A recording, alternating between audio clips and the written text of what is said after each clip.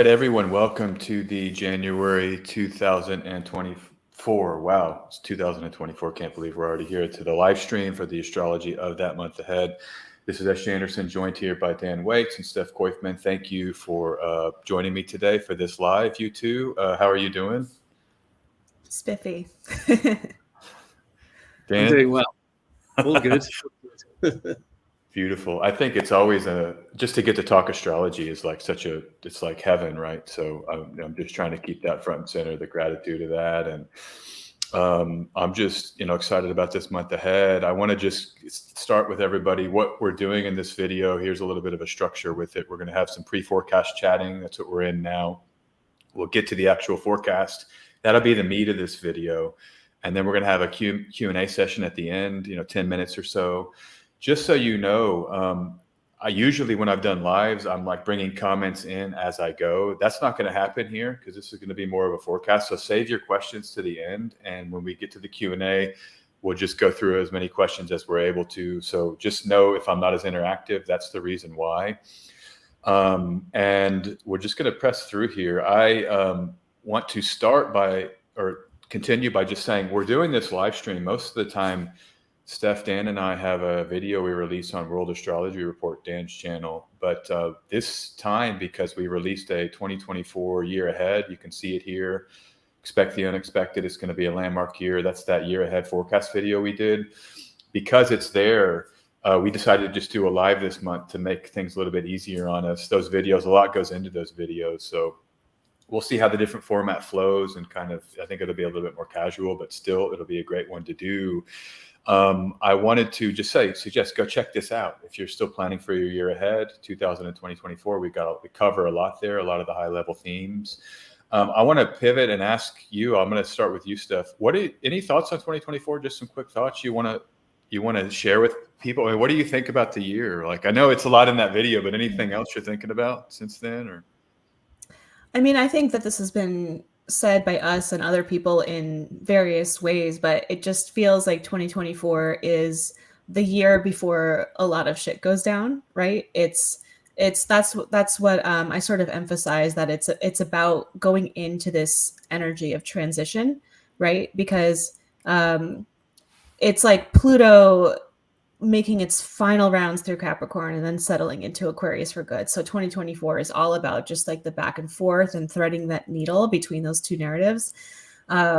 Uranus and Neptune, it's like the last year that they're going to be wholly in those signs that they've been in for like 7 years, 14 years. 2025 is like, we're starting the crossover, right? It's like a whole new ball game. And this year is sort of like the last and also the beginning. Yeah, I think that's really wise. Dan, where are you at with like high level thoughts on 2024 or anything like that? Yeah, I feel like it's, with Pluto moving into Aquarius, it's going to be a year where things really do start to feel different. We start to feel like we're moving into a very different world. If you remember that period where Pluto dipped its toes into Aquarius earlier in 2023, March to June, you looked at the headlines, and you could see it was a different world kind of coming into being, and then there was this stepping back, and now we're really going to be plunging in to this new world, to this new order, to however things are going to be from now on, and there's just a lot kind of emphasizing that, I think.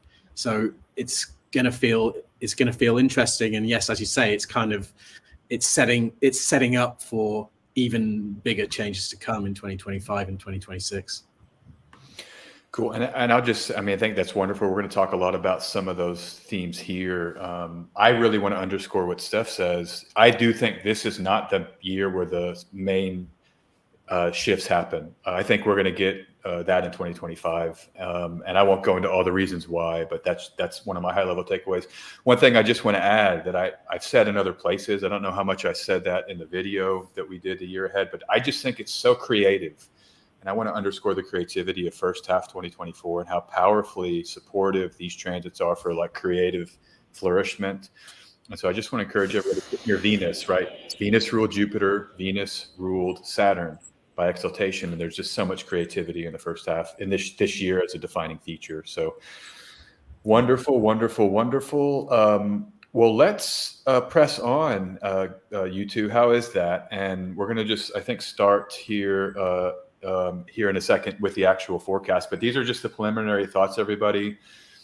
Go to this video, and then this is a kind of alternative format for our normal forecast. So I'm going to flip this slide, and we'll start the January 2024 forecast. Okay. All right, so welcome to this forecast for the month of January 2024. I'm joined by Dan Waits and Steph Koifman. Excuse me. This is S.J. Anderson. Welcome here. We are happy to be presenting a forecast for this month of the year with you. We are doing this every month on World Astrology Report. So World Astrology Report, Dan's YouTube channel. You can check that out. I just wanted to start off here with some high-level ideas about the month ahead and some of the transits that we've extracted as the important ones.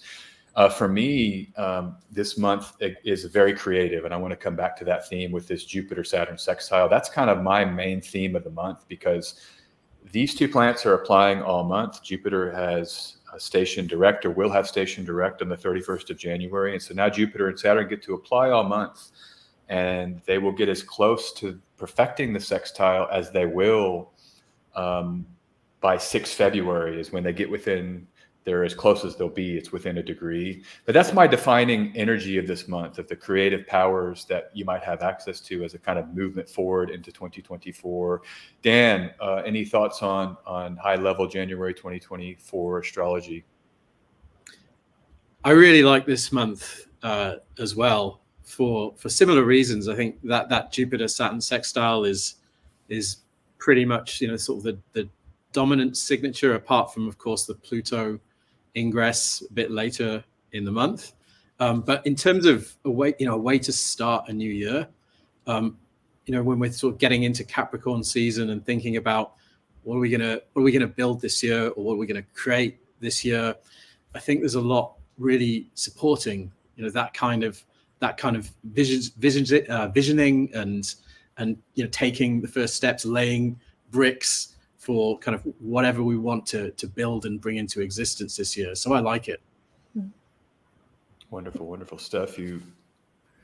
Yeah, I feel like January has a very boots on the ground feel to it, right? Like the astrological calendar and the Gregorian calendar aren't always synced. You know what I mean? Like every year it's like this energy of like, set your resolutions, get to the gym, right? Like start on a good foot. And I feel like the astrology of January 2024 actually kind of supports that type of thing. So I wouldn't be surprised if the gyms are a little bit more crowded this month than a normal January. Yeah, I mean, it's very much like different than 2023 when we were starting the year with Mercury and Mars, both retrograde, right? This year we have Mercury stationing direct on January 1st. Jupiter is stationing direct. Mars goes into Capricorn right away. It's like, okay, we're not even wasting time. Just go, go, go, right? Yeah, I love that. I've been thinking about getting to the gym a little bit more recently. So I'm exhibit 1 for that astrological point stuff. That's cool. All right, so what we're going to do is just go in order here. We're going to start here on our first point with Mercury stationing direct. And, before we do that, we're going to come into a little bit of a review for December. We've become accustomed to doing these on our forecasts. And I'm going to just say my little bit here about the December review. My kind of striking thing that I was thinking about was this Saturn-Mars square, this mutable Saturn-Mars square that, though it perfected earlier, it was still operative by sign. And this new moon in Sagittarius was somewhat close to Mars, and Saturn and Neptune. I mean, there was a lot of mutable square tension energy this month. Those malefic squares can be malefic. I mean, they can bring difficult, sad, war, fight, atrocity, all of these things. And so I'm thinking about the ongoing wars, war in the Middle East. I just saw before we started recording, there was some uptick on some Russian bombs in Kyiv, I think, over the last 24 hours. So this is still operative, the Mars-Saturn square. This is one of the things in January that will end.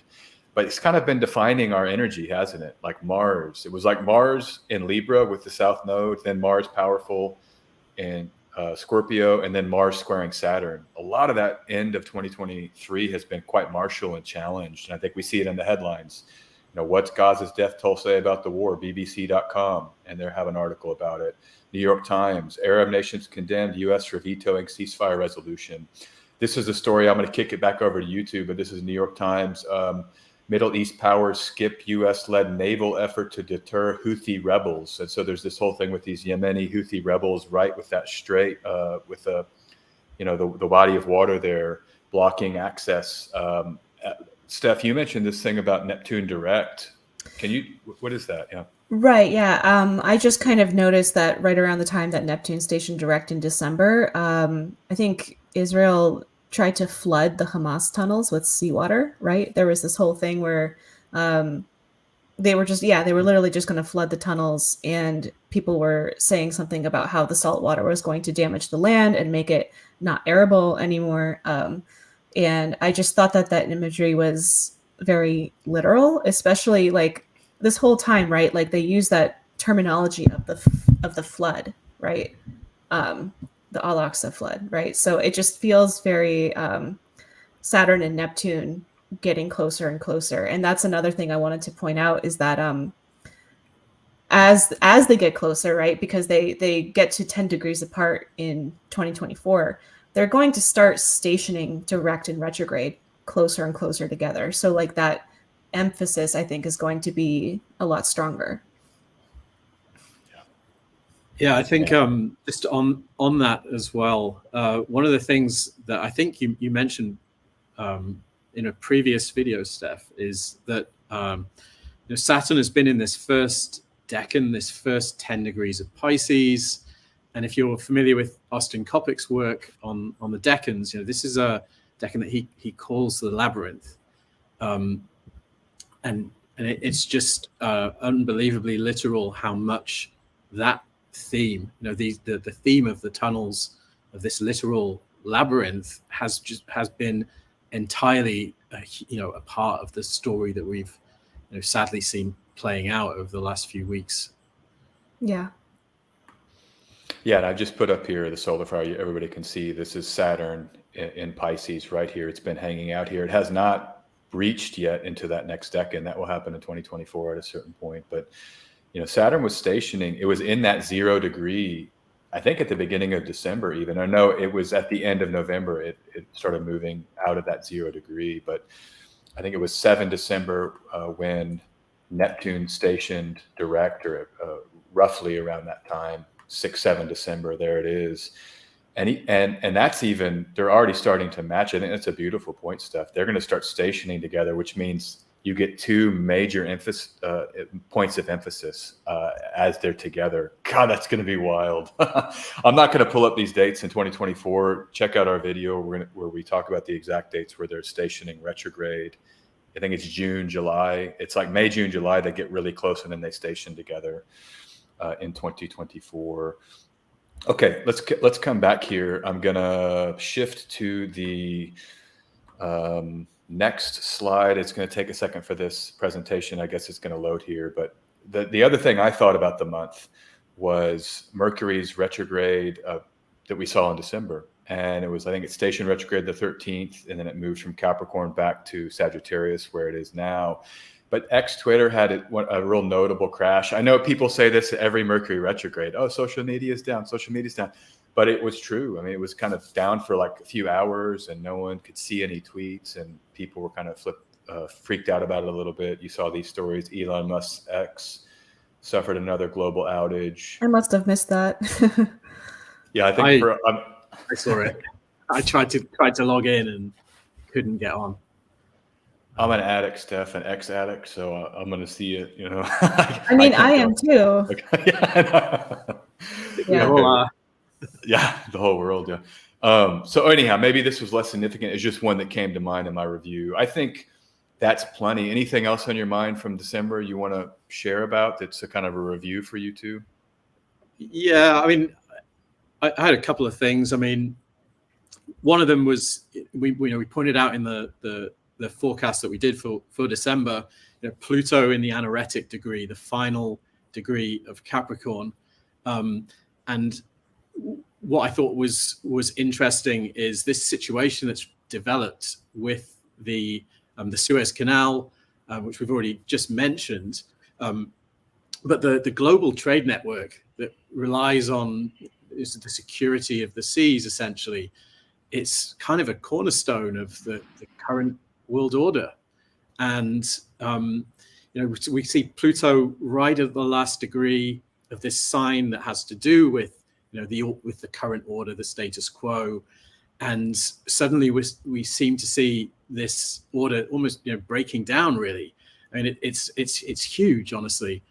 And so yes, you've got that stuff going on in Pisces, but I think there's this element of kind of Pluto sort of almost putting some finishing touches to this work that's being doing in Capricorn in a way that I mean I didn't quite see coming. It can always, astrology will always surprise you, and we did see the whole Epstein kind of business as well come up again.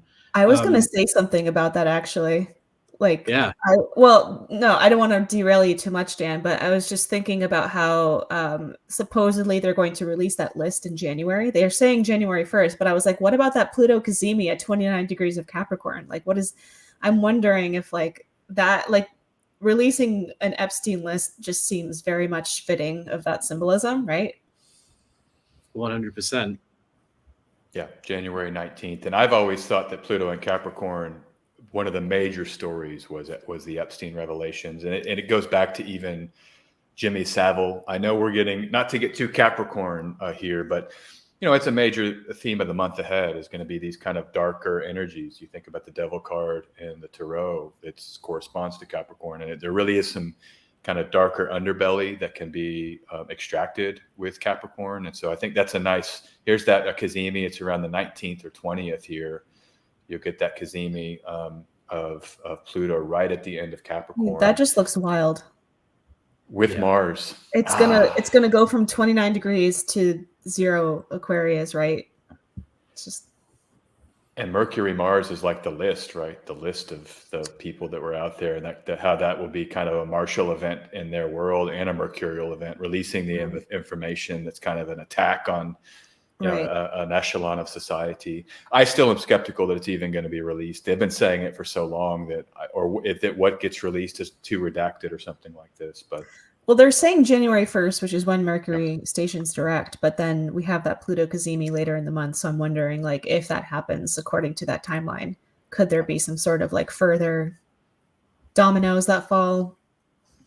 Yeah, it's a good question, an interesting thing to think about here for the month ahead. Okay, anything else from you, Steph, about December 2023 that you want to bring in here before we press on?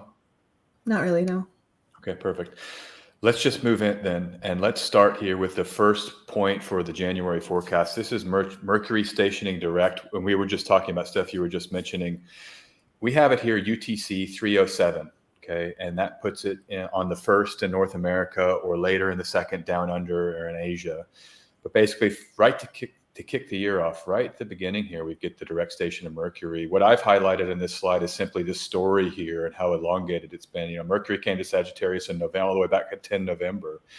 It entered Capricorn on 1 December. It's stationed retrograde on 13 December. It's stationing it's re-entering Sagittarius on the 23rd of December. Here's the direct station that kicks off this year. So just looking at the history of this transit, we're really kind of throwing off some baggage, or it's like that the end of 2023, we kind of get movement ahead with these stories that may have been lingering on to finish out the year. And just note for everyone, it's 14 January, you get the re-entry into Capricorn, and then it's 5 February when we're into some whole new territory for Mercury. And it really does, the boundaries of this, it's kind of like the end of one year, the beginning of another. It's like a straddle transit in a certain way. I'm going to kick it to you two, and then I'll come back in with some of my other ideas here. But I just wanted to lay out that ephemeral structure for it. Any big thoughts from either of you here to kick us off? What are you thinking here? I mean, I love this for the start of the new year. I found that that the Mercury retrograde quite messy. Some of you may have noticed that the 2024 forecast had to be taken down and then put up again the day afterwards, and that was the kind of culmination of a lot of like fiddly, sort of semi-nightmarish mercurial trickstery that went into making that video. But we've kind of got that messy stuff a little bit out the way now, and we go into this new year. We can start to kind of sort of integrate what we learned from some of those hitches that we might have run through at the end of the year. So I'm quite happy to see that. Yeah, I mean, I think just the way that it's sort of going back and forth between Capricorn, where it's like relatively kind of like orderly and efficient and pragmatic, and into Sagittarius, where it's like the logic doesn't logic, right? It's just kind of like you kind of have to make a little bit of like a non-linear route, right? Like a leap, right? Like I feel like that's what Mercury and Sagittarius does. It's kind of like, I don't know how you got from here to there, but it's kind of interesting that you did that. What was I going to say about that? Oh, so it makes me think of that aphorism, like man plans, God laughs, right? So I feel like we spent like the first 3 weeks of December kind of trying to get our stuff in order, right? Like it's like, okay, all I have to do is like put one foot in front of the other. And then it was back into Sagittarius, and like the whole thing kind of falls apart. I don't know. I mean, it hasn't really been that bad for me personally, but I'm also not the one who's dealing with video editing software. So I think that, there can be a little bit of like well, you didn't plan for it to go that way, but like, what are you getting from it now that it did? And like, how does that actually help you create a more robust plan going forward? Yeah, I think the same. I mean, I love Jupiter ruled Mercury's just for the unrestrained kind of vibe that they bring. The sort of exploration is a key word for Sagittarius. I mean, that's in any Astro 101 text. You're going to see adventure, exploration. Ninth house, you can see I've set this chart for 0 Aries as the house system. So we get that nice ABC, elegant configuration. Not that we're reading from ABC, but this is why a lot of people associate one reason why you get Sagittarius is exploration and adventure. Another one is it's just a Jupiterian signification, which is, you're going out to learn, learning, teaching, all of these things. I think it has to do also with the fire sign nature of Sagittarius, which is a so-called desect or outer world energy. And, that's all I would add here. I think of Sagittarius also so much as being about identity, and how sometimes to find ourselves, we really do need to explore. I mean, that's the only way to discover in a certain way, really the limits of who one is, or to like come into our powers fully, is to take risks and kind of maneuver outside of what we've been previously. So I think there's a great time, set up for that with this direct station. I was just thinking about 2 things, like the Indiana Jones archetype. That's just kind of classic, especially with Mars. If you're out doing some digging right in the early part of the month, or out Mars just is the boulder falling, crashing down the mountain. Yeah, or like just that whole picture, and then the hero with 1,000 faces, that Joseph Campbell idea, where you don't even really know who you are. There's this morphology that can sometimes come with our journeys, and I think that could be, a good way to start the year. Well, the last thing I'll just say is that as it traverses into Cap, I do like the kind of clarity that may come with everything, that like it might be a little bit like, wow, 2024, this is nuts. And then now we settling in mid-January where it's like, okay, cool, this is what I'm going to do this year. This is how I want to attack the year, Mars and Capricorn. So just some of my thoughts there on it. Actually, sorry, this is kind of neither here nor there, or maybe it's somewhere here, but is 22 degrees Sag, is that the Asclepius star, Ras Al Hag, or? I can find out in half a second. Let me just get up my main software that I use. And then here we go. Mercury is Ras Al Hag. Yes, 34 degree minutes from the stationary point of Mercury, Ras Al Hag. I didn't catch that until just now, but yeah, I wonder about that. What is it, Steph? Tell us what this means. The Asclepius star. Well, I feel like in the past, whenever there's been something kind of around there, like there was something that kind of came forward in the field of medicine.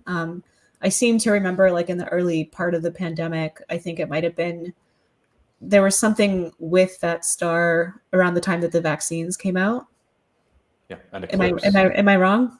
No, it was an eclipse there. It was an Right. eclipse right there, a solar Right. eclipse. Yeah. That's interesting. I mean, but also because this Jupiter-Saturn sextile is kind of activating the Jupiter-Saturn cycle, Exactly. which began in December 2020, which is when the vaccines came out, basically. So Yeah. that I would not be too surprised to see themes around that, whether the vaccines themselves or the kind of technological systems that kind of were coming along with them. Wouldn't be too surprised to see those themes coming up with this long sextile between those planets, and that as you've that seems to kind of like send that message again.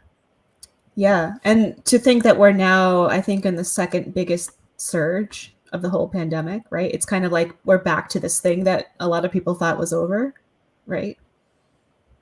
Yeah, I've seen a lot more on Twitter about just people getting sick, and there's questions about, at least that's in the discourse more than it's been in a while for me here, as Mercury comes and gets close to Ross, stationing right on Ross Hague. I didn't mean to put you on a spot earlier, Steph. I hope, I want to say a little bit more. It's like Asclepius has the snake, and then he learns how to make the poison, the healing, and this is the constellation. It's like this healer that uses poison to kind of give people healing effectively. That's embedded in it. You see a lot of astrological magic that's done with that star being accentuated to has talismans for healing. That's a common thing I've seen with Ras Al Hague. So I think the general theme of just health as a big theme as we start getting into early January, cold and flu season, COVID season, or COVID back. I mean, I've got I've been just drinking olive oil. I just drink it now in the morning, and I just love how that. Is that what they do in the Mediterranean?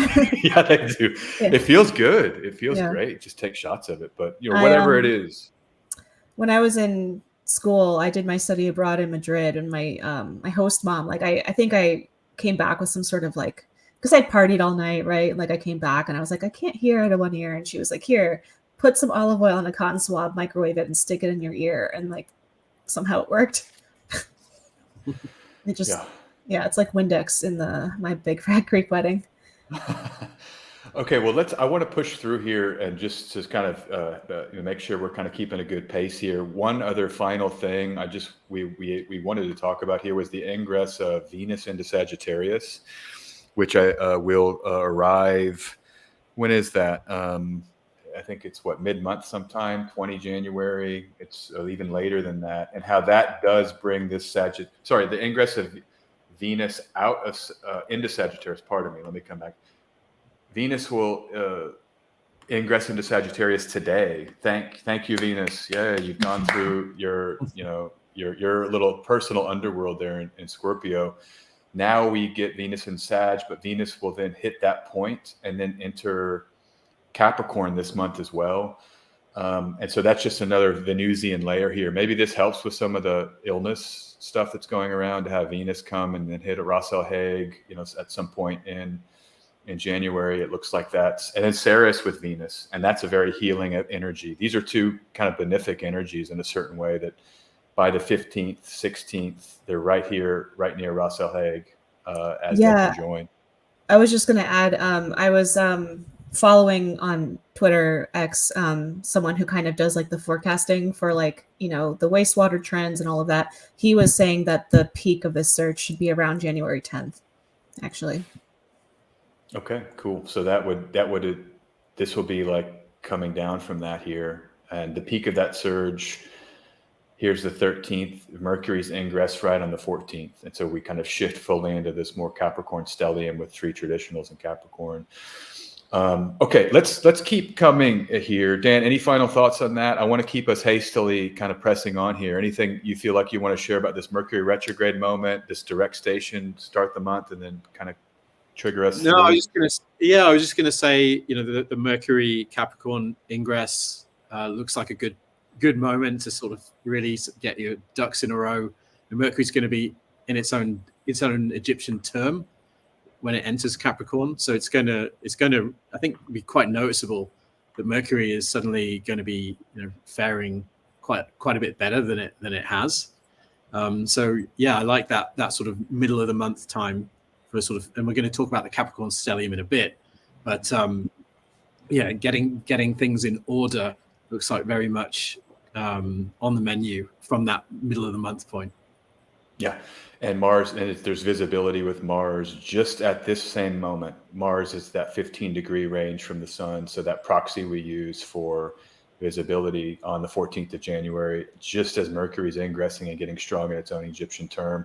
Mercury ruled by that Mars by exaltation. This is a really beautiful combo, I think, for all kinds of information, action related to kind of long-term goals. I love it.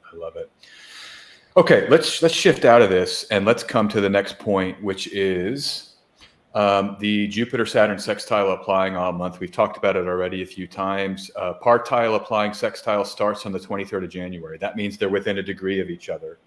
And then they begin separating finally on the 6th of February. I'll show that here in a second, but I just want to point out, everyone, 7 March 2023, Saturn comes to Pisces. 16 May 2023, Jupiter came to Taurus. And that kicked off, that ingress of Jupiter to Taurus, this sign-based sextile, which is define the era we're in as a sub-story of the longer Jupiter and Saturn cycle. And it's just so creative. Venus ruling Pisces by exaltation, Venus ruling Taurus by domicile. I think this is why the Barbie stuff and Oppenheimer stuff happened. Part of it was this, because Venus was so accentuated as it's stationed, but these two greater planets were depending on that Venus. And so Venus was like, giving its energy to a lot of the transiting sky at that time. But this is kind of the reason, I think, why Barbie was such a hit partially. And then they perfected the sextile in June. So think about that moment here as we got into December 2023. There's going to be a return to that as they get real close here. February 6th is the closest they'll get. And then finally, this will end in May when Jupiter is in Gemini. This is all over. This creative period is going to go away, and it becomes a mutable dynamism with information and unreality. Whereas now there's a lot more of that grounding creativity. And then we'll get those two squares in 2024. Where are you two at with this? What are you thinking? Are you as pumped up about this as me, or am I kind of out to sea here a little bit, pun intended?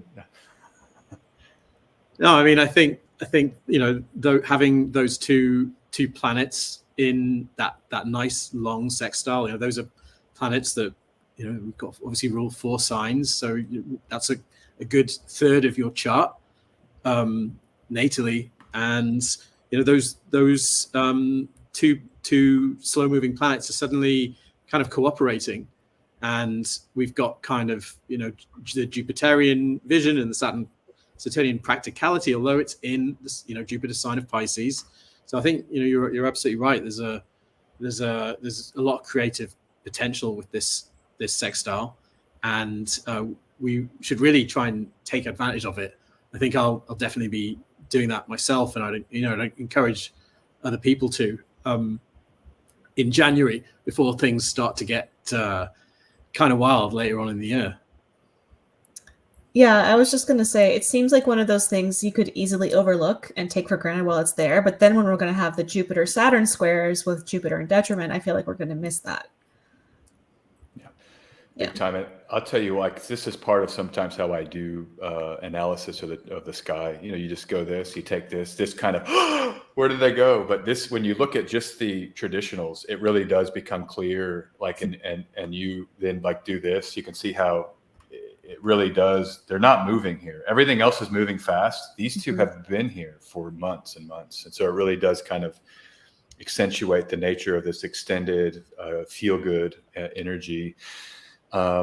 I will just say this quickly, and we can press on. But when I looked at this transit before my year aheads for 2023, the kind of creativity you get with this, for example, in the mid 60s, it's Bob Dylan going electric and those kind of classic albums like Bringing It All Back Home. John Coltrane had some breakthrough free jazz records. We talked about this in our year ahead forecast with Jupiter and Uranus in Taurus, bringing things like Orson Welles's Citizen Kane, all these kind of the arts, effectively. There was that movie, The Artist, that won the Oscar when Jupiter was in Taurus last time, as just a kind of sub example. But yeah, I mean, I just want to underscore for everybody, get your creative stuff on. I know I'm going to try to do a bunch of stuff during this too, and I'm just really pumped up. Yeah, I'm I'm not super tapped into kind of where things are at in music scenes, movie scenes right now. It's not sort of obvious to me exactly kind of where this creativity is like being outputted to at the moment. But I think that there may be an element as well of kind of the creativity of the moment having to do with what people are starting to do with AI as well, and kind of it's got to be part of it. People are kind of reinventing how they make things and how they put things together, and I think that's probably maybe a big part of what we might be seeing with this sextile between these two planets. Yeah, and the other thing too is that now that Jupiter is stationing direct, we're getting that sort of like I feel like because it's stationing direct and it's heading directly towards that conjunction to Uranus now, like it feels palpable now, right? I don't know if you two have noticed anything. I feel like I had one instance, at least in my own private life, where I could kind of sense that this like Jupiter Uranus thing is like it's present in the field. Oh, 100%. I'm so anyhow, yes. I've been really working on a lot of stuff I'm excited about. And I was talking to Dan before, actually. I was like, I think this has been the defining feature here of late December, early January, that stationary Jupiter, because it's been in the degree of its direct station for like a few days now, at least a week or more. It's really been the kind of the saving grace for everything. I feel like to have that punctuated, powerful Jupiter. And it's aspecting. I mean, you go to the clock now, it's aspecting Venus, and it has been. I mean, we've had this kind of hidden fixed sign power all month with these fixed moons getting this juice. And so I'm super pumped, and I feel it strongly, and I think about it every day. I look at it every night. I go up there and I see that Jupiter. You can see it at nighttime now, everybody. Just go up and look. It's the bright star that's hanging out on the opposite side of the sky where the sun set. No, I gotta do that. Okay, cool. Shall we push on? What do you two think? Any final thoughts on this one? No, we should push on. Okay, let's push on here. Yeah, I love to talk more about it. I have a few film recs that I can throw to you, Dan, about the creativity and where I think it's emergent, but we'll save that. Oppenheimer and Barbie, let's just throw that, because those both were released under this sextile, and they're both highly creative in their own ways, but there's many other examples. Just I wish I was more in tune with the hip music. We need to get someone on to do a whole show on that. Okay, next point is the Capricorn Stellium. Major feature of January 2024's astrology is Capricorn accentuated greatly.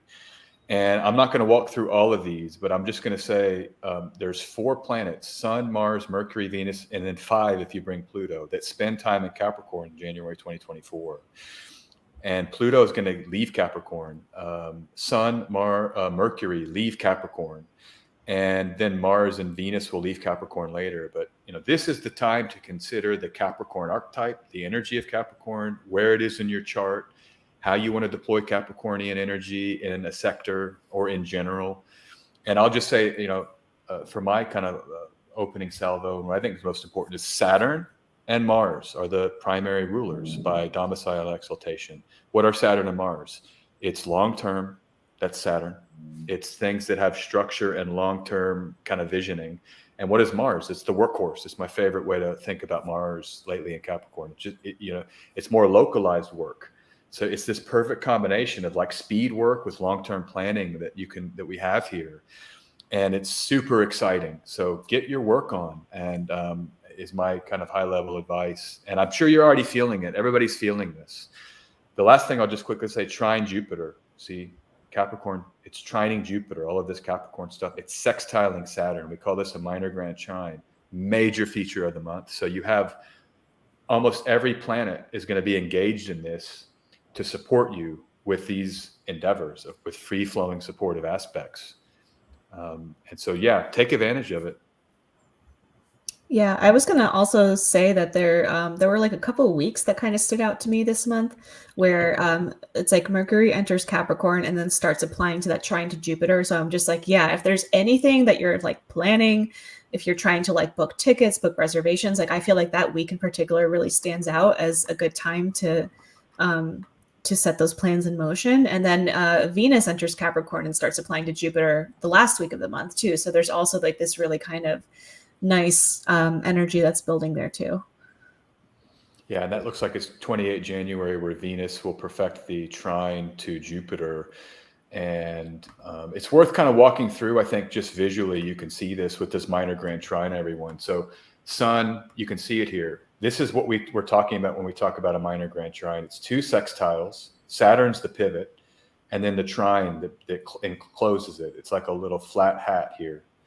And so we had the Sun yesterday or 2 days ago. It did its bit to trigger the Saturn-Jupiter sextile. The creativity we just talked about. It's these faster-moving planets triggering it. And then just watch. I'll do it kind of manually here. But then Mars comes with the moon, right, with that new moon that we're going to talk about. Mars is triggering the minor grand trine on 11 January, roughly. You can see it there. Mercury enters, triggers the minor grand trine on 18 January, roughly.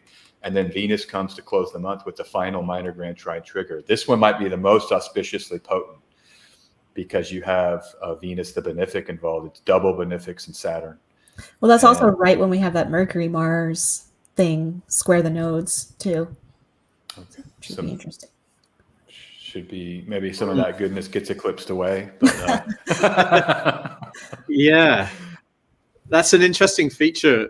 Right, because you've got these planets kind of showing up at the bendings at the same time as what looks like kind of quite nice constructive astrology. So there's good stuff going on, but there's this sort of element of chaos, disturbance that you get at that point. I almost wonder if maybe because I feel like Mercury and Mars both do Mars obviously, but Mercury also does relatively well in Capricorn. It makes me think of like that notion of like decide is to like cut something off, right? And so maybe this is like a moment where we take some sort of decisive action and like say no to this thing so we can say yes to this thing, right? And then it has that kind of benefic quality too. So I'm wondering if like maybe this moment isn't that rough around the edges, or it could be. I don't know. Yeah, I was thinking just the one thing that came to mind was like Steve Jobs. I don't know, this idea of like building here for like long term, because his whole thing was like seeing the future, and like you're able to kind of then give people what they don't even know they want. And so there's some kind of eclipse thing with, I mean, we'd have to look at the history of his chart and Apple and the eclipses and all of it. I know that at least with the Pisces series of eclipses, the iPhone emerges, and that felt kind of Piscean in a way.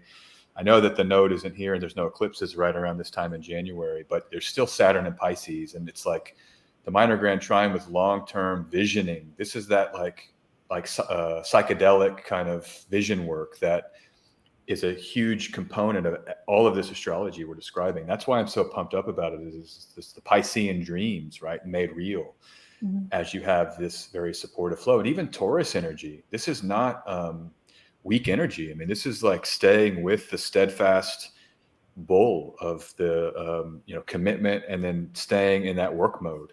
So it's just so beautiful here, and it's every element. This is the thing about a minor grand trine. You get cardinal, you get fixed, and you get mutable. And so there's this kind of very elegant blend. Yeah, I haven't gone through elections for that month like in depth really, but you'd suspect that there might be some quite nice ones for building things coming with those different minor grand trines that are configured to Jupiter and Saturn. It looks like a really good time to start things, and obviously you'd want to drill down and make sure you've got the moon in the right place and all that kind of thing. But there's a lot of potential there. It's also interesting just though seeing all this. I mean, this big Capricorn pileup, and given some of the themes that are, kind of in the zeitgeist at the moment, the themes of the establishment, of the current order, and so on, I think are all likely to be triggered. We were talking a little bit about the whole Epstein thing, and so on a mundane level, Capricorn, it is the establishment, the order, and there's a lot there. And one of the last times that we saw a big Capricorn pileup was the pandemic 2020 pileup. So you kind of see that there's a potential for sort of that theme to be reactivated in some ways, I think, again. Yeah, and even the healing with that Ross L. Haig conjunction with Ceres Venus here. Maybe there's just breakthroughs and getting better. I hate to say that because we know that the healthcare system in a lot of the world is pretty corrupt, but I don't, just try to stay optimistic with, maybe some healing can emerge here for folks, especially, with Venus, Ceres on Ross L. Haig. I just come back to that. Even if this is like pandemic triggers with the Capricorn triggering Saturn, Pluto's conjunction, what was that, 22nd degree, I think, or the 22 degrees. And I mean, on a personal level, I like this Capricorn stuff. I think, given if we're thinking about mundane stuff again, what's going on in the world, an exalted Mars is maybe not something you particularly want to see at times like this. Just we all know what's happening, and suddenly Mars, the planet of war, is raised up. Right. It's Lord of the Manor, and so on at that level, kind of that gives me pause a little bit. There's different ways to see this, I think.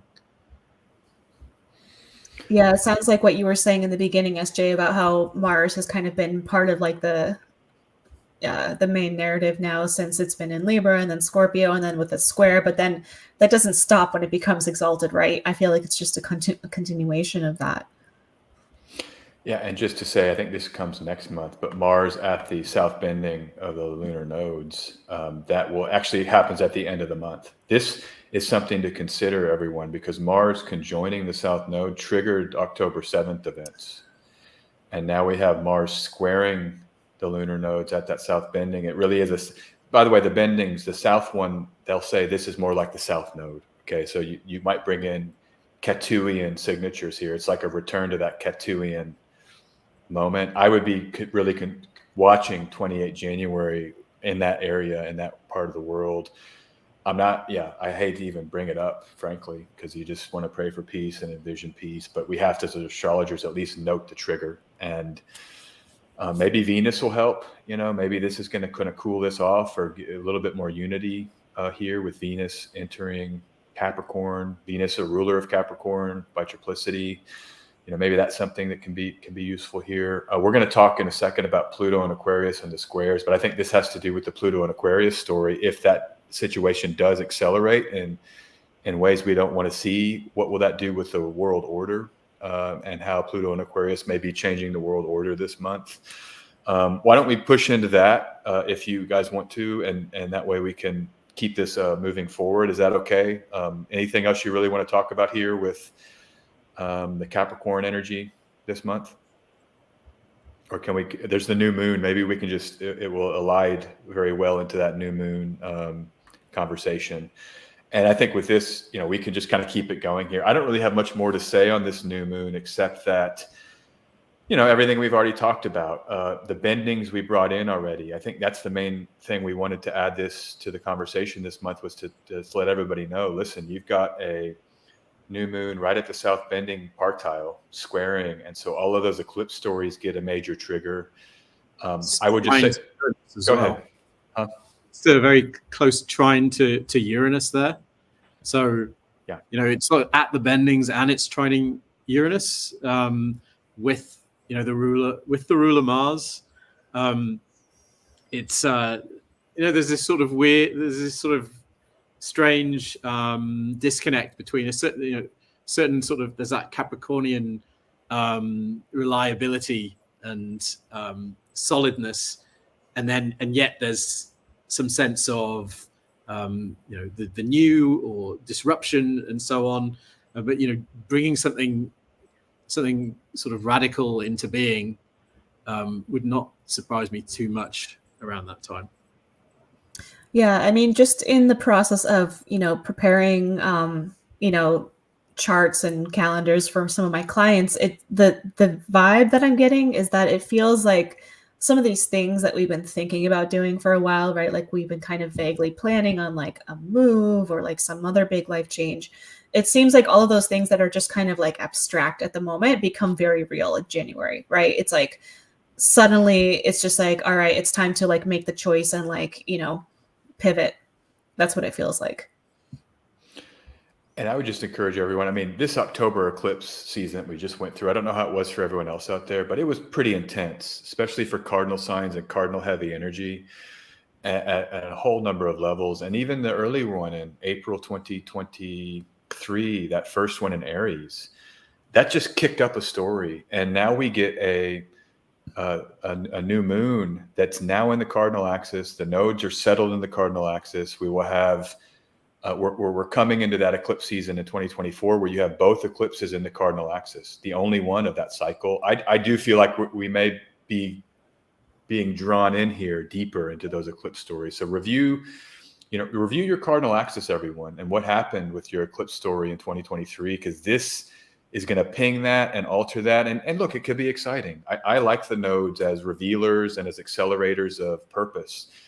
And so let's hold out for some of that too, that maybe, the love affair continues or whatever it's going to be in your world. I think that could happen here for sure. Pluto anaretic is a big deal. I think by this time this month, we're really feeling into Pluto. I think everybody will be talking about Pluto. It's too close to Pluto. And then the sun gets close. Like we're into that story now, kind of fully by this point, here real soon. I feel it already. I just want to talk about Pluto all day. I want to wake up, tweet about it, 5 tweets a day. Yeah, but I know it's interesting that this is the month that Pluto goes back into Aquarius, and we have this new moon that's kind of saying which shit's going to go down, and then we're kind of getting that said by the lunation, and then the outer planet is saying exactly the same thing. Well, another thing to remember too is that we like for most of like the last half of 2023, Pluto was squaring the nodes, right? Yeah. So whatever that story was about, I feel like the new moon square the nodes could be punctuating that right as Pluto is getting ready to change signs. Yeah, for sure. And it was, let's go back to just 7 October. I mean, I know this was a major trigger in 2023 looking back. I mean, these events have triggered an acceleration of this kind of geopolitical shakeup in a major way. And you can just look at this chart. It was Mars with the South Node squaring Pluto, as you mentioned, Steph, and Mars square Pluto very, very close. And it's undeniable that you get to this new moon, and we're triggering some of these same degrees pretty closely in some of these same placements. So geopolitically, high interest here, and that situation's still ongoing. I mean, that's the sad part about it. We are all like, oh, it's just going to be short. Let's hope it goes away. But this is being brought into 2024. I mean, it's right at the front of the table, front burner on the oven. And so to see this, it's a little bit disconcerting and kind of sort of heavy. Pluto's heavy. This is real and heavy and deep and profound. And I do think you're wise to point out, Dan, that these reverberations will continue here. And when Pluto ingresses right here with the sun, we talked about Pluto anaretic already on the 19th and Cazimi, the sun. If you have outer planet Cazimis, I know that's a debate all three of us have had before, but 20 January, the sun enters Aquarius, and then Pluto enters Aquarius on the 21st, that little pocket like 19, 20, 21. By this time, how loud do you think this ingress is going to be? And I'm deliberately shifting us there, if you're okay with that, because that's the next point on the slide. Why don't we just go there now, if you're okay with that? What are you? How loud is this going to be, you two? I mean, this could be really loud, right? I mean, I think you'd have to put your money on loud, right? I mean, any day you would expect a Pluto ingress to be noticeable, probably, but with the sun there, it's kind of undeniable, isn't it? The light is being shined on this ingress. So I'd be amazed if we didn't see some very Pluto Aquarian stuff in the headlines around that day. Yeah, and the other thing that stood out to me about this moment is how we get the moon in Gemini at the same time, right? And so it's really kind of emphasizing that trine that I think is going to be so important over the next couple of years as Jupiter gets there and then Uranus gets there, right? Yeah, very insightful point. I mean, this could be a snapshot few days of showing us our future. And that's how, these things can really do that. I mean, Dan and I had a whole video you can check out where we just said, what is the Pluto and Aquarius period, which was March through June, roughly 2023. We went through all the stories we thought were important thematically.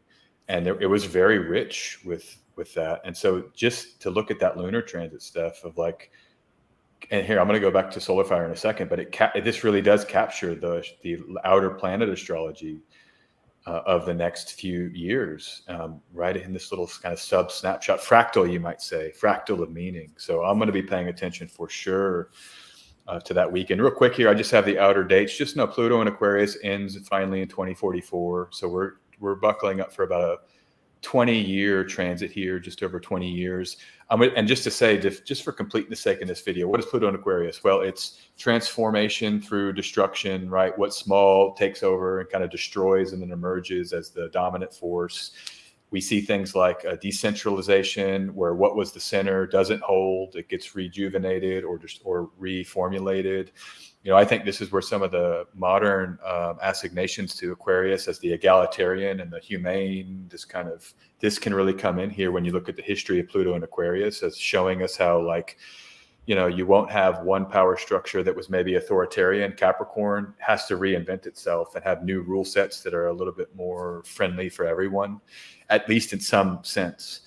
And so, this is always the question I was thinking, what is that for our time? And I do think that technology, Aquarian being a technological sign as well, is going to play a major role. I mean, I've said this for a while now, but just the knowledge in this that everybody has at your fingertips at all times. It's so profound. I mean, you can make anything you want, you can learn how to do anything you want, and then you can learn how to actually do it in reality.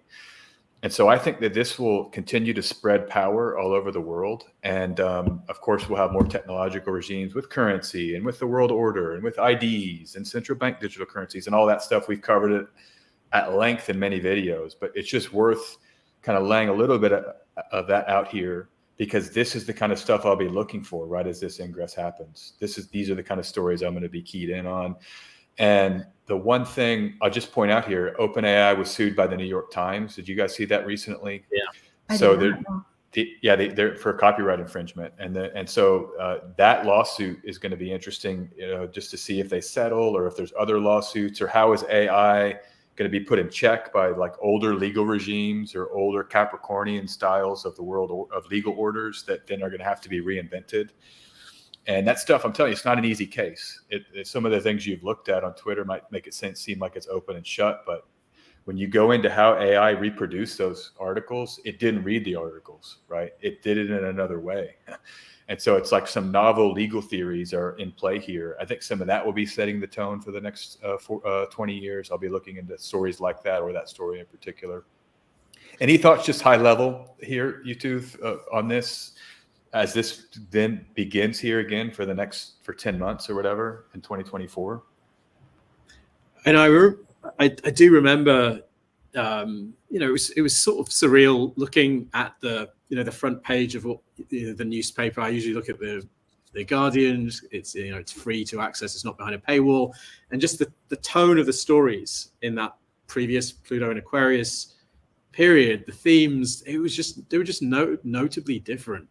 All the AI stuff was suddenly really up there.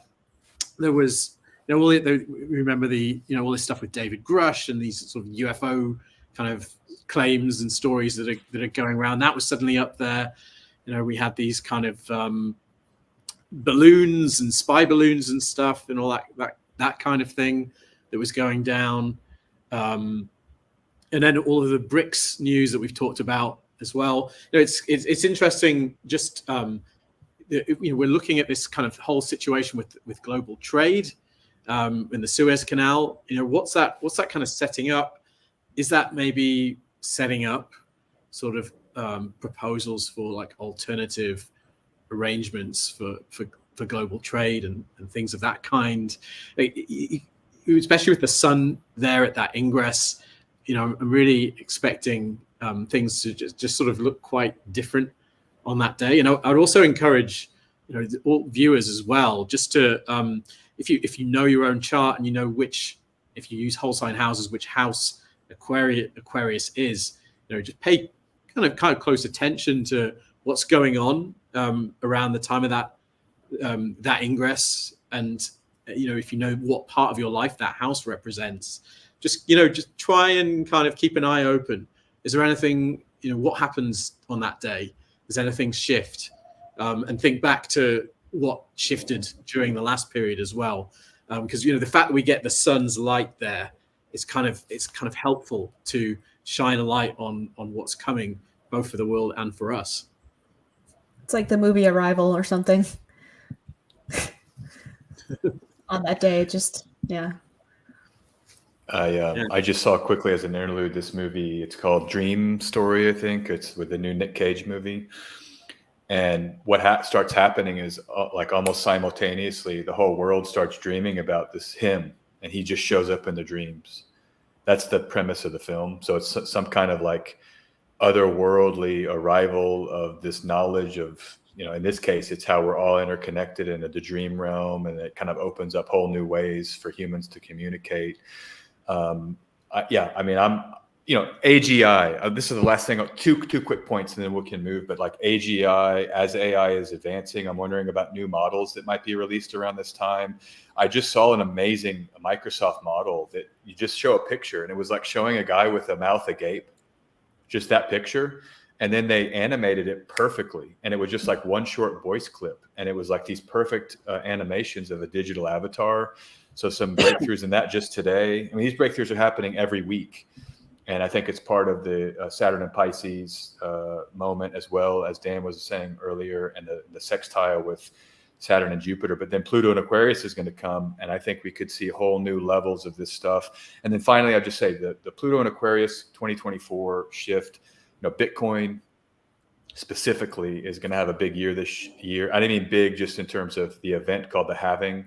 But right here in January, there may be approval of some ETFs where Wall Street and the more traditional finance world may be embracing Bitcoin right here in January 2024, unlike anything we've seen before. And that would fit these themes, right? A decentralized network of digitization that then might take on more prominence here. And Bitcoin's quite Plutonian because it was nothing. I mean, I remember when it came out, it was no one, it was just some joke. And then it slowly has become this thing that may become more dominant now as Pluto's going to enter Aquarius. So those are two stories I'm looking at. But that fit January. Sorry to jump in, SJ, but Bitcoin is also something that's mined as well. And it's not so literal, but just as Pluto represents wealth, those things that we mine from the earth. Bitcoin is Plutonian in that sense too. Yeah. Oh yeah.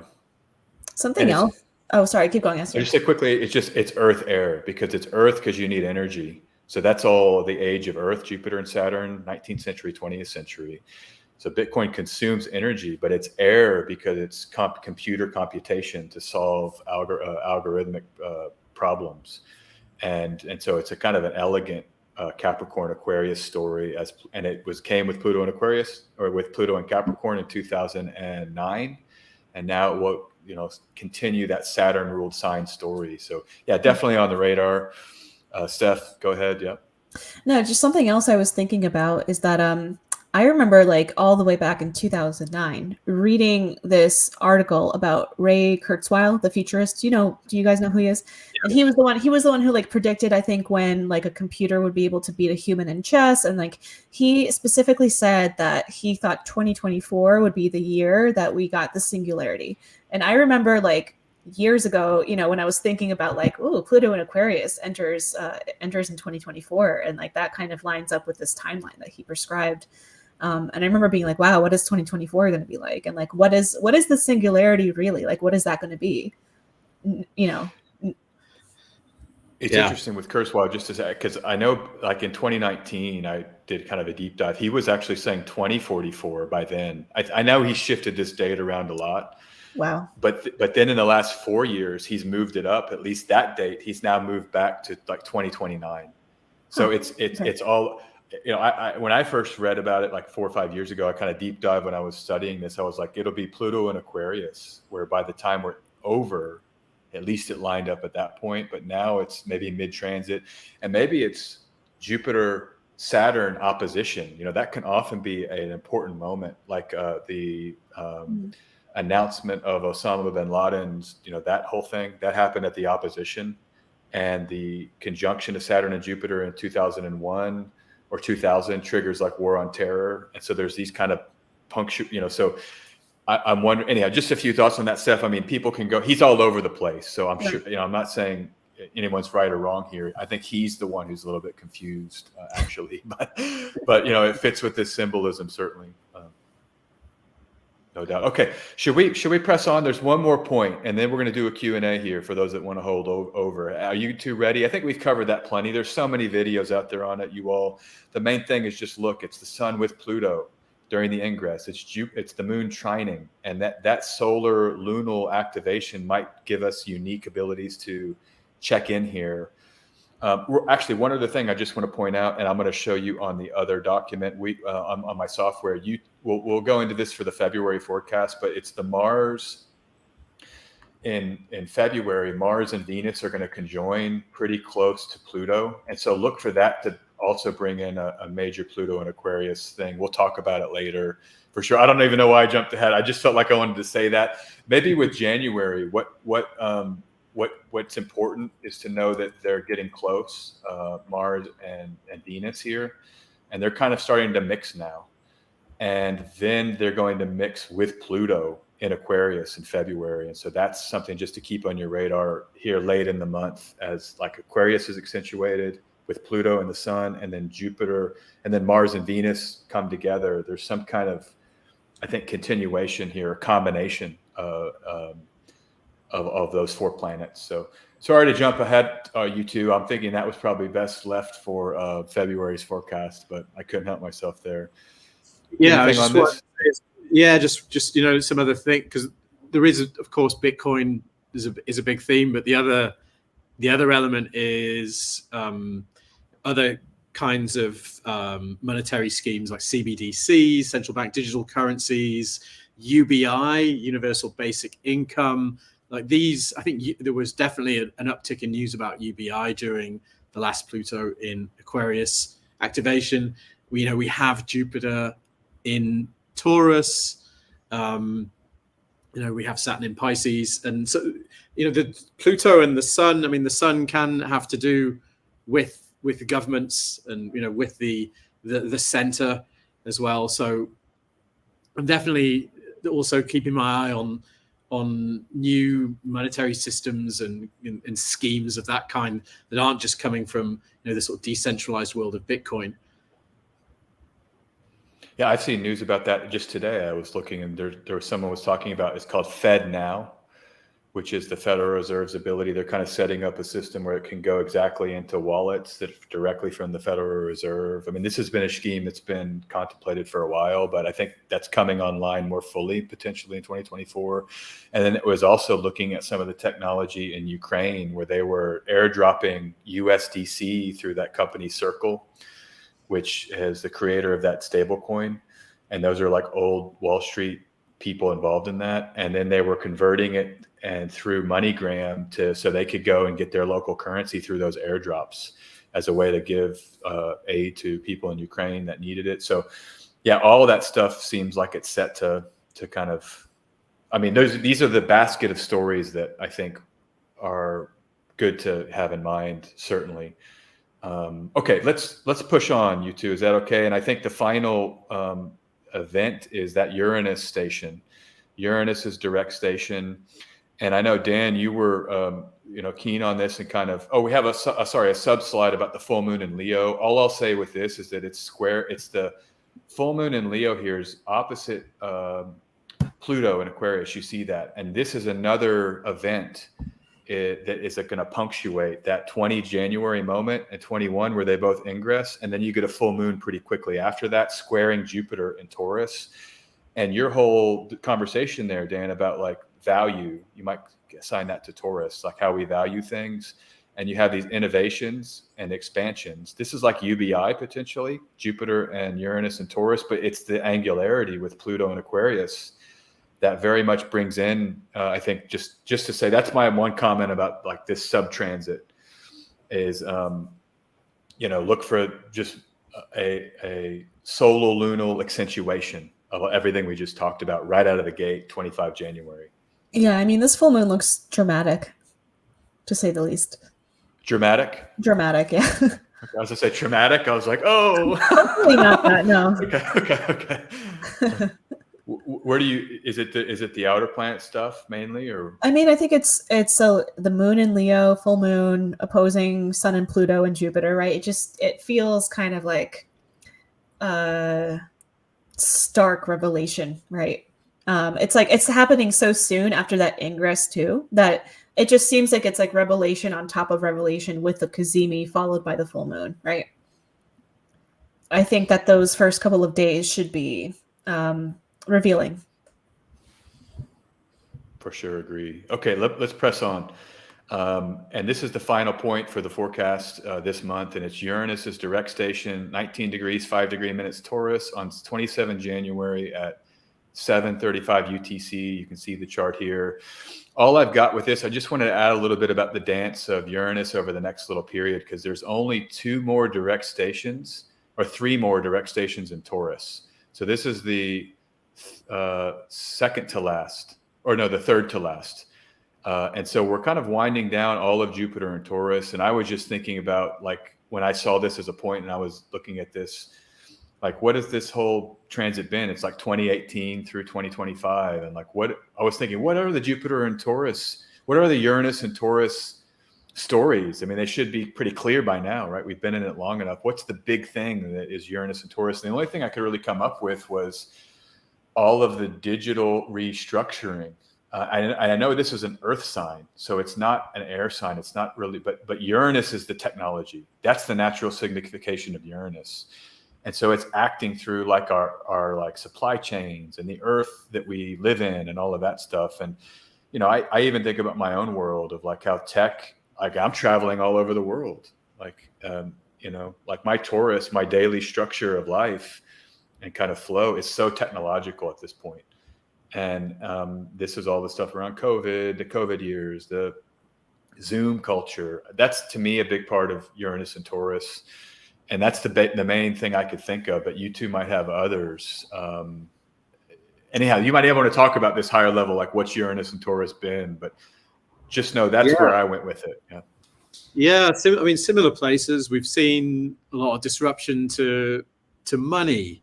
All the inflation and stuff. There's other factors that you can put that down to, but I think Uranus in that sign of wealth as well has got to speak a bit to that. We've had quite a bit of crazy weather. That's not completely new, but I think it's fair to say that there's been quite a bit more of that. All the kind of fires, freak weather in various parts of the world.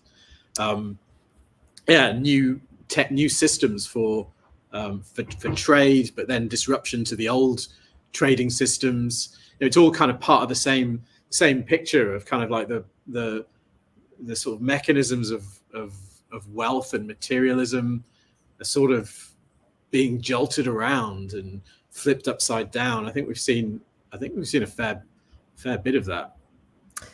Yeah, I was gonna say that I think that especially was driven home during the Saturn Uranus squares, right? There was like I from that period of time, I seem to remember there being like a lot of supply chain disruption.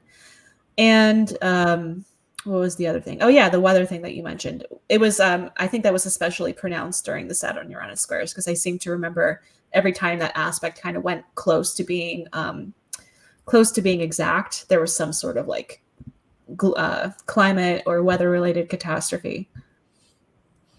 And this was the inflation stuff that the raising of the interest rates by the Federal Reserve, it was all of 2022 that the money that was injected during COVID, the consequences of that was trying to kill that inflation by raising rates quite fast. And that was part of, I think, what you were getting at, Dan, and supply chain, because wasn't that the big story, right? It was the inflation, it was breaking the supply chain because people couldn't buy like lumber to build a house.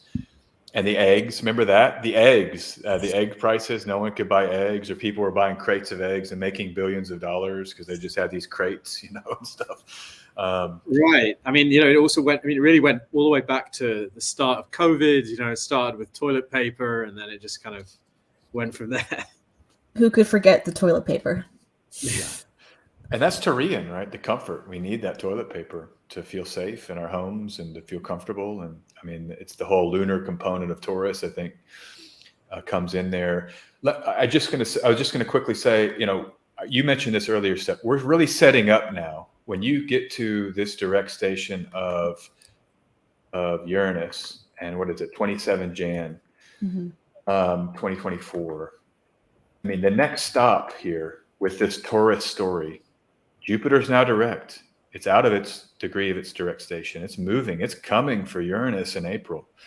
And now this is direct. And so there's a lot of forward momentum here for, I think, whatever those events are going to be in April. And we may see a preview of those April events here at the end of the month as Uranus is punctuated. And all I was going to say about it was, we talked about in our forecast a couple of examples of that. I won't deliver them here again, but people can go watch that. It's exciting, Think about your whole sign house where Taurus is, and now Jupiter. This final push through this year with Uranus and Jupiter. What are they going to do? What is the opportunity first half 2024 in your Taurus whole sign house? With this combination of innovation, lightning flashes of innovation, Prometheus delivering fire to you, right? And then Jupiter, the revelations and the truth and the wisdom and the abundance. Can't forget that keyword that everybody loves to hate for Jupiter, right? The abundance that it can bring. So there it is. I mean, I think we're getting deeper into that by the end of the month. Yeah. And I think we also kind of called out that with that Uranus station, it was also emphasizing the Mercury Mars that's happening right around that time because it's forming a trine, right? Yeah. In addition to being at the bendings. Yes. So it just seems to be this kind of like really kind of like disruptive moment, right? Or something in the order just kind of, I don't want to say breaks, but adjusts for sure. Yeah, it's all happening in it's in earth signs as well. So there's it's these sort of things that we're the tangible things that we rely on. Again, you probably got to think there's Capricorn and Taurus involved. Money and banking are also themes that maybe come to mind. I mean, there's talk about bullish breakouts and kind of another blow off tops here in the market because of the Fed now not raising rates, right? They've paused. And so what if a lot of commentators have pointed out that Jupiter and Uranus together have timed tops in things like Bitcoin or other asset classes. And so, I mean, this could be exuberance. This could be like a nodal, irrational kind of exuberance. I like this chart because of the the Mars Mercury. I really love that. Actually, I just love their combination. And that it's so nodal. Maybe this is some kind of exuberance that just goes out of control here in the first part of the year, and we're sort of kicking that off here in earnest. But Yeah. Okay. Well, listen. What should we shift out of here? Any final thoughts on anything? You two with the astrology of this month or with that transit? Would you like to say some closing thoughts here on anything at all?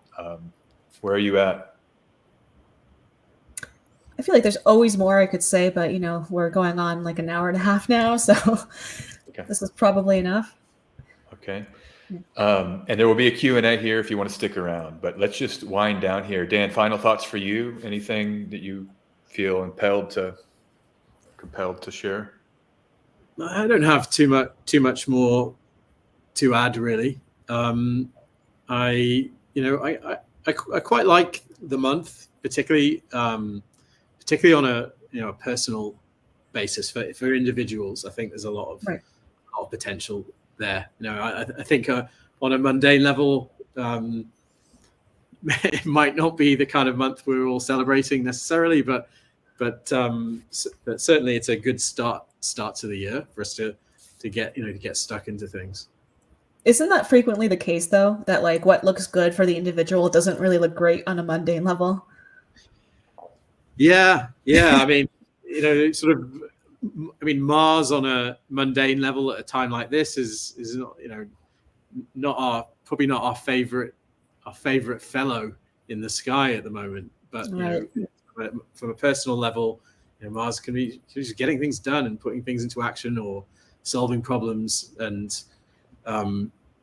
there's always that kind of dichotomy between the ways you can kind of see the planets personally and on a mundane level. Awesome. Well, yeah, I think I was saying maybe the best month of the year. I actually think it is probably the best month of astrology this year, for all those minor grand trines and the free flowing aspects between planets. Everything's direct after Mercury station's direct. So the rest of the year, there's too many, we don't quite get this elegant support that we're going to have here in the first month of the year. Not that there's not wonderful pockets that we'll be breaking down as we go. But okay, let's just wind this down. Dan Waits, astrology.com. This is Dan's website, a beautiful site here. You can schedule consultations with Dan. Dan, anything to update on with your consultation schedule or anything else you want to say? What's going on in your world? I'm still taking bookings. I've got a few slots left at the end of January. I am probably going to be taking some time off consultations for a while. I've got some creative projects that I want to get going, and so I need to clear out some space. So I probably will take some time off consultation. So if people have been wanting to book with me, then it's a good time to get in while there are still slots. You're doing it in 2024. Doing it in 2024. That's the plan. Yeah. That cardinal activation. It's wonderful. Okay. Steph, I love your site. It's ladykazemi.com. And I just love that image. I just love that good work on that design. Beautiful. Oh, thank you. Yeah. I probably need to get new pictures taken. But anyway, yeah. I took December off from consultation, so I'm getting back into it this month. I still have a couple of spots left in January. So if you're looking for a year ahead or whatever it may be, I'm here. Beautiful, beautiful. And here I am. You can head to my site, click here to schedule a reading. There's slots available into the future, certainly there. But check out this. I'm so proud of this graphic. I share it a lot on X Twitter, but this is always updated where you'll have the nice, planets and signs, and then you have the tarot correspondences right below that. But I love that fire trine we've got going on right now. Sag, Leo moon to the Sag placements, kind of cool energy. So anyhow, you check out my site, sjanderson144.com. There it is. And everybody out there, have a wonderful month of astrology in January 2024. Check out World Astrology Report again for our year ahead forecast. And peace to you. Hang on here and we'll do a Q&A now. Okay. All right. So everyone, we are now going to open up for a Q&A. Anything that's been written before, I can't see. So let's just refresh this here. If you've had questions, please just write those again. and we will try to take some questions here for a little bit, maybe 10 minutes. What's going on? Any questions out there about the month ahead, about anything at all? I guess we have one from Emir. Let's see here. Great dynamic between you three. Where can we find Steph? My website is ladykazimi.com, and that is also my handle on social media. So like Instagram, Twitter, Threads, Substack. That's where I am. And here it is in the upper left here. You can't really see it, but it's Lady Kazimi. It's just those two words, but put together.com, right? ladykazimi.com. Yes. So there it is. Okay. Anybody else? What's going on? Thoughts or questions about the month ahead? Anything you want to ask here? Question. Here we go. Do you all use whole house system? I do. Who wants to take it? You do, Steph, Dan, you do? I do. Yes. I do. Let me ask this. This may be an interesting variation. Are there contexts where you use another house system sometimes to augment in readings or to look at things a little bit differently than the whole sign as a default? Well, I use Reggio Montanus for horary charts, because that was how I was taught to read horary charts. And you get the house cusps with horaries. I think it's the precise moment in time, and the sky and so on is kind of important. So I commit that sin of switching house systems. It's not a sin. It's good astrology. But yeah, I think sometimes if I'm doing like an electional chart, and there's like no way to kind of keep a planet out of a bad house, but then it's like, well, what if in Placidus I make sure that it's like at least in like the Placidus 11th instead of the whole sign 12th, right? Like that kind of, there's like shades of better or worse. Cool. And I'll say I use whole sign houses. We've got a comment here. I'm going to come back and say a little bit more about it, but so we have a comment from Gabriel Gutierrez. Whole sign house system is cheating. I emphatically disagree with that, Gabriel. There's actually things you lose when you deviate from whole sign houses, particularly the division between the houses gets murky and unclear and imprecise because, and I've looked at a lot of examples that show that.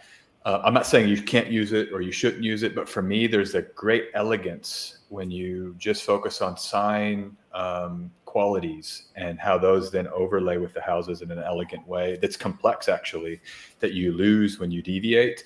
I will say for me, though, I do like to look at equal house cusps from the ascendant and from the midheaven. And sometimes, like, for example, even a sixth house transit, if you're ascendant and it's 20 degrees of the sign, of the ascendant sign, that 20-degree point in even the sixth house, even though it's not making a Ptolemaic aspect, can be sensitive sometimes for topics around the sixth house. And this appears to be how the ancient astrologers, the debates on whole sign houses. And now we're getting into something we should be getting into, but let's all go there. But equal houses were the one that pretty much uniformly people are like, no, they're using equal houses with whole sign. And that's like what Schmidt developed, his combination of it's equal, not quadrant systems. It's equal houses and whole sign.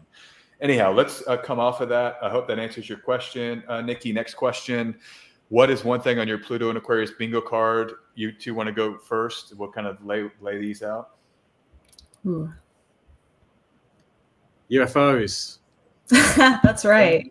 Perfect. Pet topic. Well, I feel like in line with what we were talking about before with the singularity, I feel like one of the like predictions for what that could look like is when AI intelligence sort of like supersedes human intelligence, right? So I wonder if there could be something akin to that happening.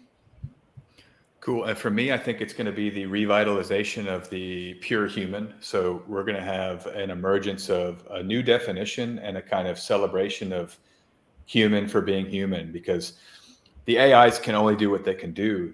But we're going to learn more than we've ever learned what actually the human being is. And so my prediction is they're going to, and I might start one, but spa that is internet and cell phone free.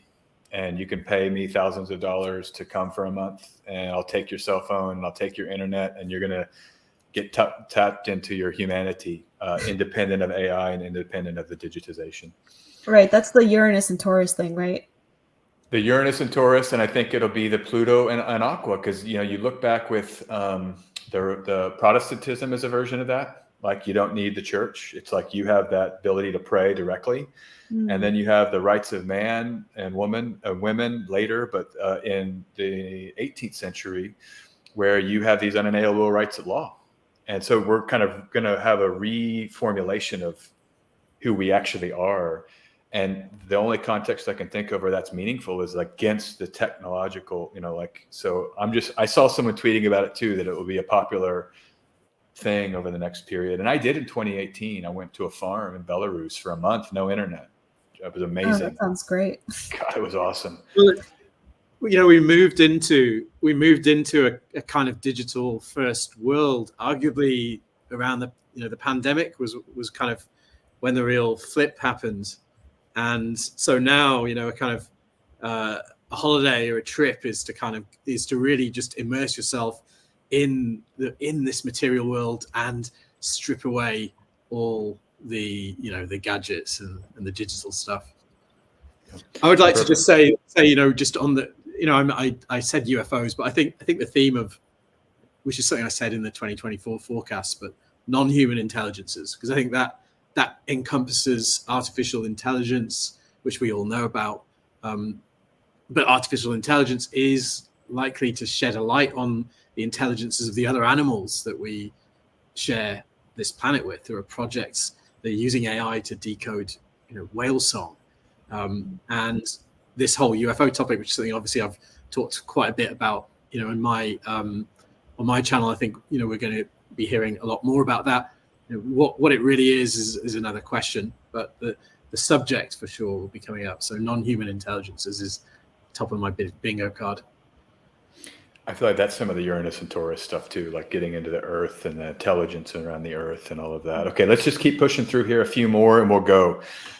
Quickly, hello, any suggestions for someone with a birthday 20 January 29th? So this is Sun, I guess, and that anaretic degree of Capricorn, what to avoid on January 20th. Just my quick thought, Jackie, look at the house it's in and focus on those house topics. I mean, if you're worried about that Pluto there and then the Sun triggering, just rest. I mean, I wouldn't avoid, let's say it's your sixth house. And this is where this stuff gets tough to do in a Q&A because we don't have your chart. We can't really give any kind of advice. And even if we did, it's such a complex process to really give you good advice that it would be beyond the scope of what we can do here. I guess my number one advice would be to not have anxiety. That's not going to add value at all. And then 2, to focus on the house that Capricorn comprises in your whole sign chart and think about those house topics, how you might want to be transforming them with that final Pluto Cazimi there. And what is the transformation since 2008 to now in that house? What has been transformed? What's the new thing that's emerged? Anything else to add?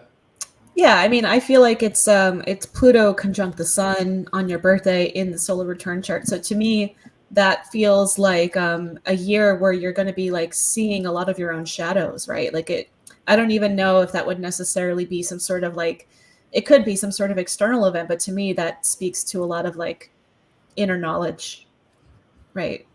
Having to it reminds me of the Strength card in tarot, right? Being able to sort of face yourself with grace and humility.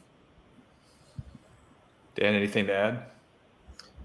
No, nothing much. I mean, I think it's just an opportunity to keep one's eyes open. Things are going to be shown to you. The sun is really highlighted there. And again, as SJ said, don't be afraid. I really think that there's never any call to be afraid of transits. We don't know enough to worry. That's something that Adam Sommer, I've heard him saying a few times, and I agree with it. And it's hard to get to that point. It's something, a lot of people do go through periods of worrying about transits and stuff, but just to bear in mind, we're not in control of these things completely. There are things we can do, but without sort of seeing your chart and so on, I would say be not afraid. Beautiful. Okay, quick. This is a comment, and then we'll do the final question. More of these live collabs for 2024 with all y'all three, and hi all. Krista, thanks for that. We'll see. No promises, but it's it's kind of a different vibe to get in here with a live, and we'll see how it goes. It's fun, but it's It is fun, but we're like 3 times as long as our videos now. It's like triple the length. For sure. Okay. Yeah. Dan, go ahead. I just want to say hi, Krista. And yeah, no, we're all in very different time zones as well. So we're all at it's kind of we're spanning the globe here, and so we're at different levels of awakeness and awareness right now, I think. Okay, perfect. So this is the final question, and we'll end it here. Another kind of personalized question: what do you think is ahead for Sagittarius in 2024? But I think it's a good proxy. Like, how I would answer this is just put this Sagittarius on the ascendant. So you'd have the first house would be Sagittarius, and then I would want to look just my first thing would where's Jupiter, and just to think about that. And where is Jupiter vis-a-vis the sign Sagittarius? Well, we know Jupiter is in the 6th house from Sagittarius. And so my short answer would be, health, revelations around health and labor and daily grind of life, and using Jupiter to kind of reveal to you where you can maybe make room for some more abundance in that area. And then starting in May, when Jupiter enters Gemini, Sagittarius, I think, gets a major relationship dose of truth. And let's hope it's if you're waiting for a partner, maybe a partner comes. If you're, whatever that is, truth, justice, wisdom, Jupiter in Gemini, maybe you want to write out your vision board for your, like, what partner you want to manifest, or maybe you will, read books about like relationships to help you process the relationships in your life after May. But that's what I would say. When Jupiter was in my 7th house, I officiated a wedding for my other Libra rising best friend. So that's another way that could manifest. You become ordained as a minister for weddings. Yeah.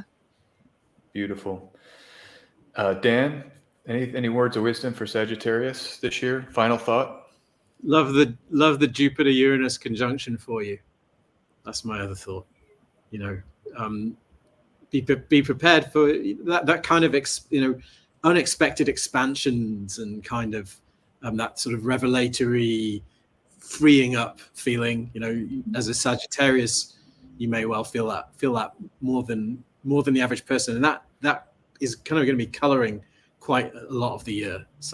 So have a think about that as well, and what's going on in the Taurus house of your chart. Beautiful. Okay, well, that's it. We're going to end this. Everybody, thank you for coming, and have a great month ahead. Dan, Steph, peace to you. I'm just going to end the stream now, and see you, everyone. Bye. Bye. Okay. Let me see. It's going to end the stream. Okay, sorry. I think it's ended. Hold on. Let me just check it.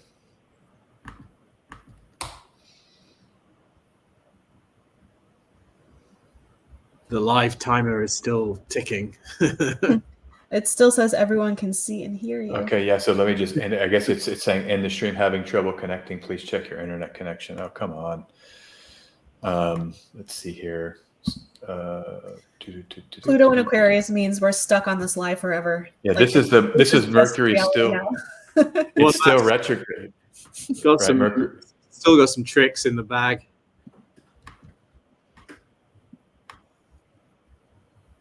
Now it's kind of looping back. Okay, I think I'm going to try this. I'm just going to go to Leave Studio and see if that can do it, or you two maybe try to leave Studio, and let me see here. Having issues. Well, this is kind of embarrassing. StreamYard is a software, just so everybody knows. It's blame them. I can cut this out too in the edit at the end. I can cut it out. Yeah. YouTube will let me do that. Just cut it out. But all right, I'm going to try to just exit the studio. YouTube, if we were going to talk a little bit, we'll just have to kind of shift that to our other channels. Unfortunately, have a wonderful night, and let me see if this does it. Okay. Bye. Oh, bye. No, it's just us. I think we need to leave as well. All right. Bye. All right. Bye, everyone.